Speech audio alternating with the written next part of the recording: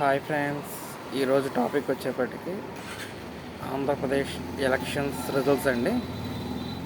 మనందరం చూసాము రిజల్ట్స్ అనేది ఎలా వచ్చిందా అని. నిజంగా కూటమి గెలుపుకు కారణం ఏమంటారు? ఒకే ఒకటండి, ఆయుధం. అదే Pawan Kalyan. Man of the మ్యాచే కానీ మ్యాన్ ఆఫ్ ద సిరీసే కానీ పవన్ కళ్యాణ్. నిజంగా పవన్ కళ్యాణ్ని దేవుడు దేవుడు అంటారు.